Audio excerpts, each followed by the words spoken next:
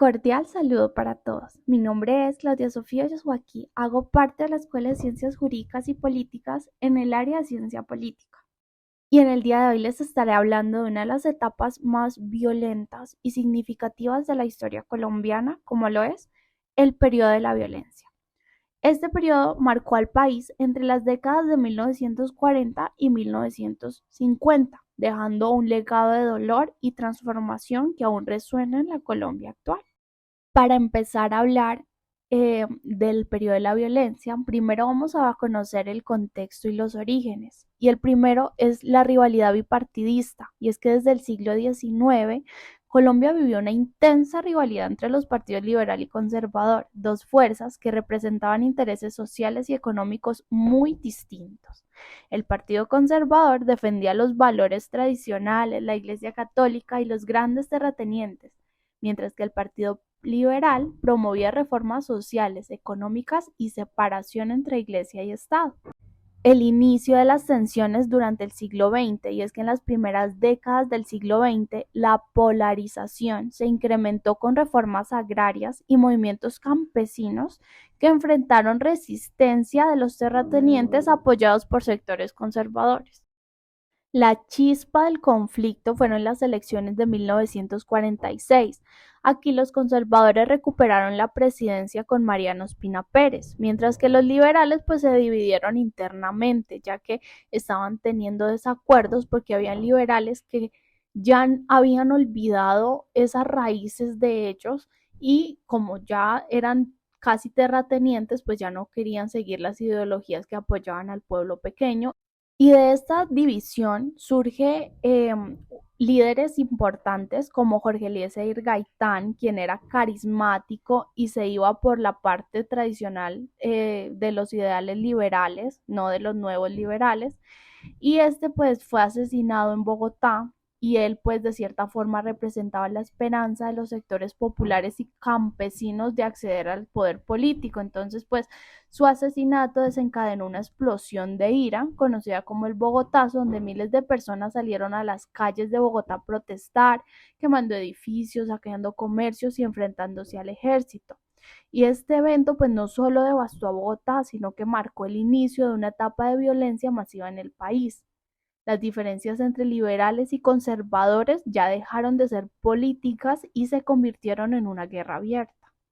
La violencia se intensificó en regiones como el Tolima, Antioquia y los Llanos Orientales. Allí los campesinos liberales se organizaron en guerrillas para defenderse de los ataques de terratenientes y paramilitares conservadores. Se crearon grupos como los chulavitas, fuerzas paramilitares conservadoras que actuaban como brazo armado del gobierno persiguiendo a líderes liberales y campesinos. El gobierno de Mariano Ospina y posteriormente de Laureano Gómez utilizó al ejército y a los chulavitas para reprimir a los liberales, pero esto solo provocó más resistencia. Se estima que durante el periodo de esta época ocurrieron cientos de masacres, muchas de ellas en zonas campesinas, dejando decenas de miles de muertos. Además, miles de familias fueron desplazadas, perdiendo sus tierras y sus propiedades. En 1953, un golpe militar liderado por el general Gustavo Rojas Pinilla buscó pacificar el país mediante una amnistía a los grupos guerrilleros.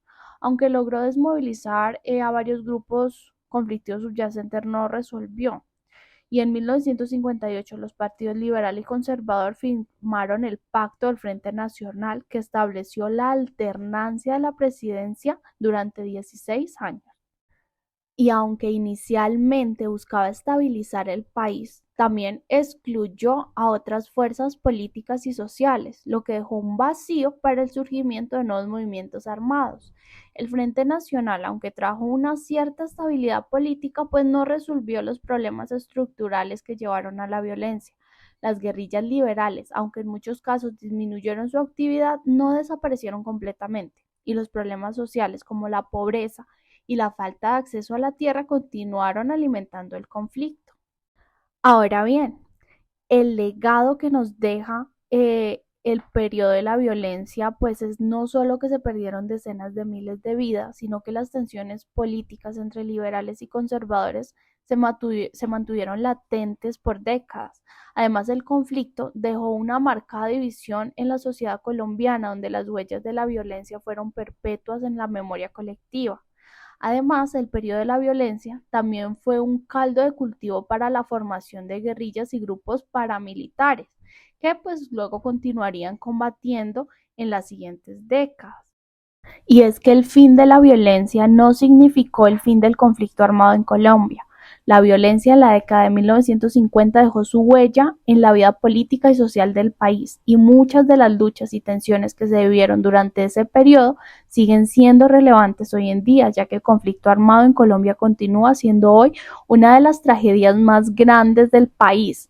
El periodo de la violencia fue un capítulo oscuro y complejo en la historia del país, marcado por una violencia extrema, una profunda división política y un conflicto interminable entre liberales y conservadores. Aunque formalmente terminó en la década de 1950 con la creación del Frente Nacional, pues las cicatrices dejadas por esos años de enfrentamiento aún son visibles en Colombia. Muchas gracias.